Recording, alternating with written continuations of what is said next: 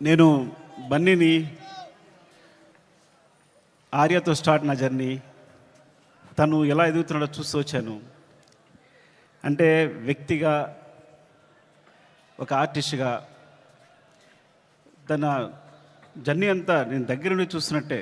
Because ఇప్పుడు మాట్లాడుతూనే స్పెషల్గా చెప్పాలంటే ఈ పుష్ప అనేది, ఈ పుష్ప 1, పుష్ప 2 కానీ ఈ సినిమా ఎట్లా వచ్చింది, ఇలా తయారైంది అంటే ఇది కేవలం తన మీద ప్రేమ మాత్రమే. మా ఇద్దరు బాండింగ్ అనేది ఎక్స్చేంజ్ ఆఫ్ ఎనర్జీ. తనతో మాట్లాడుతున్నప్పుడు, తన సీన్ చెప్తున్నప్పుడు నాకు ఇచ్చే ఎనర్జీ. ఎప్పుడైనా ఒక సీను రావాల్సిన పోరాటం చేస్తాడు. మీరందరూ ఒక ఫైట్ కోసమో లేదా సీక్వెన్స్ కోసమో కాదు, ఒక ఎక్స్ప్రెషన్ కోసం ఫైట్ చేస్తాడు తను. ఒక చిన్న ఎక్స్ప్రెషన్, ఒక ఐబాల్ లేపాలనో, ఒక లిప్ మూవ్ చేయాలనో, లేకపోతే వాయిస్లో ఏదో ఒక షివర్ రావాలనో, అంటే ఒక స్టార్ పర్ఫామ్ చేయడానికి పడే తపన అనేది ఒక డైరెక్టర్కి మామూలు ఎనర్జీ రాదు. డార్లింగ్, నువ్వు నమ్మకపో, కేవలం నేను ఈ సినిమా చేయడం నీ గురించి తప్ప ఇంకేం లేదు, నీ మీద ప్రేమ తప్ప ఇంకేం లేదు. ఈ కథ క్రియేట్ అవ్వడం వచ్చు, మాట్లాడడం వచ్చు. ఫ్రాంక్గా చెప్పాలంటే నీతో సినిమా చేస్తున్నప్పుడు నా దగ్గర కథ లేదు. నీకు వచ్చినప్పుడు ఊరికే జస్ట్ ఒక సీన్ 2 సీన్లు చెప్పాను, ఇట్లా ఉండొచ్చు క్యారెక్టర్ అంతే. కానీ నా దగ్గర కథ లేదు ఆ టైంకి.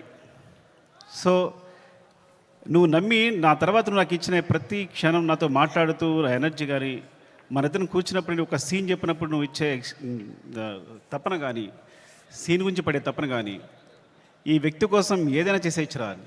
బికాజ్ సినిమానే మా ప్రపంచం.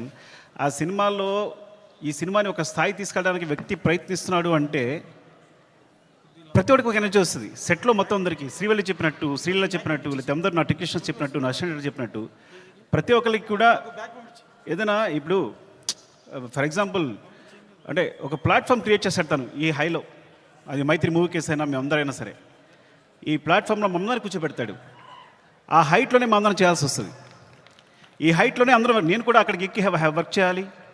ఏ ఆర్టిస్ట్ అయినా, ప్రొడ్యూసర్స్ అయినా, టెక్నీషియన్స్ అయినా ఆ హైట్లోకి వెళ్ళి వర్క్ చేయాలి మేమందరం. సో తను ఒక ప్లాట్ఫామ్ అంత హైలో క్రియేట్ చేస్తాడు కాబట్టి మీరు చూసారు కదా టీజర్లో ఉంటుంది, తను ఎక్కడ నిలబడతాడు చూసారా, అక్కడ మనందరినీ తీసుకెళ్తాడు. అక్కడ తీసుకెళ్ళి అందరినీ కూర్చోబెడతాడు, అక్కడ వర్క్ చేస్తాడు. అలా వర్క్ చేయడం వల్ల వచ్చిన మూవీస్నే Pushpa 1, Pushpa 2. Love you darling is pure my love towards you. ఇది కథ కాదు, సినిమా కాదు, రాయడం కాదు, ఇది నీ పట్ల ప్రేమ తప్ప ఇంకేమీ లేదు. Love you so much darling, love you. ఇంకాసేపు ఉంటే అండ్